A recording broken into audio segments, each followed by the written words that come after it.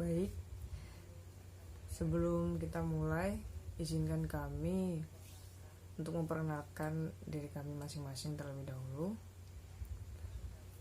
Langsung saja. Nah, kita mulai dari sebelah kiri, yaitu Viana Kristina, saya sendiri. Kemudian di sebelah saya ada Gusti Ayu Prima Darsani. Kemudian ada Niputu Berliana Kemoning. Kemudian ada Niputu Wilastari Aprilianti. Kemudian ada Nima Desapna Dewi. Dan yang terakhir ada Arifia Dewianti. Pada kesempatan kali ini kita akan menjelaskan mengenai responding to objection and problems, yang artinya menanggapi penolakan dan masalah-masalah. Nah, dalam hal ini terbagi menjadi 4 bagian. Yang pertama yaitu ada common types of objections, atau dalam artian itu tipe-tipe penolakan yang umum atau biasa terjadi. Kemudian yang kedua ada menerima penolakan. Yang ketiga ada bagaimana menjawab penolakan. Dan yang keempat ada beberapa jenis respon dari sell people. Nah, untuk mempersingkat waktu, langsung saja kita mulai ke materi yang pertama, yaitu common types of objections, atau tipe-tipe penolakan yang umum dan biasa terjadi. Nah, pada tipe-tipe ini terdapat beberapa bagian. Nah, pada tipe yang pertama yaitu penolakan yang berhubungan dengan situasi dan sikap konsumen. Nah, di sini terbagi lagi menjadi beberapa jenis. Untuk yang pertama ada loyalitas terhadap supplier. Nah, dalam suatu perusahaan, pembeli mungkin saja mengembangkan suatu hubungan yang kuat dengan suppliernya, seperti yang Anda bangun dengan konsumen Anda.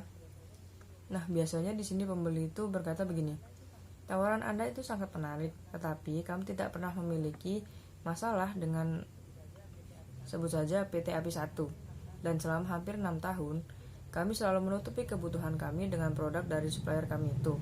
Nah, jadi pada jenis ini, penolakan terjadi karena pembeli telah memiliki supplier langganan yang telah mampu memenuhi kebutuhan dari pembeli tersebut selama hampir 6 tahun. Nah, sehingga hal ini yang menyebabkan pembeli menolak untuk menggunakan produk yang kita tawarkan.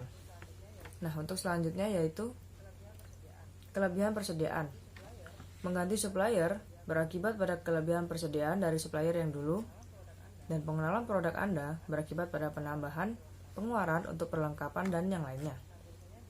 Nah, biasanya di sini pembeli itu berkata begini, pabrik kami telah dimodifikasi khusus untuk menangani kontainer yang masuk dari PT API 1.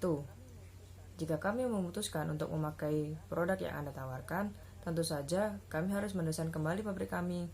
Nah, pada jenis ini tuh pembeli menolak produk kita dengan alasan bahwa pabrik yang telah ia desain itu khusus untuk supplier langganannya. Sehingga jika ia menggunakan produk yang kita tawarkan akan merubah tatanan yang ada.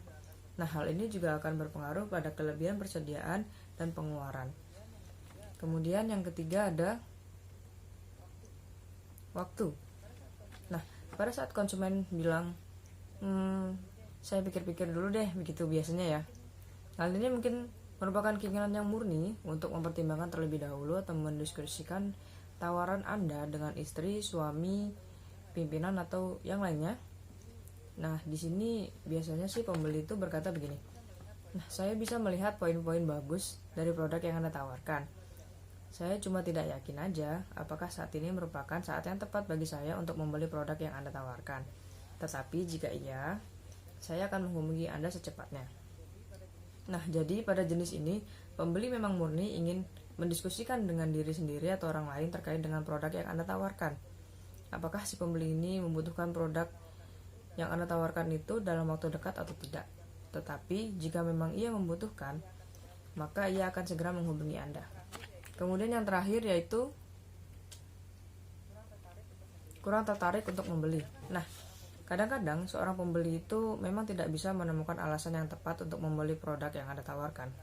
Dia sudah merasa cukup senang dengan apa yang telah ia miliki. Jadi biasanya pembeli itu berkata begini, ya, saya sudah sangat senang dengan situasi saat ini. Kalau saya mengganti supplier saat ini, itu menuntut banyak perubahan dan pekerjaan tambahan. tidak hanya untuk saya tetapi juga untuk bagian produksi.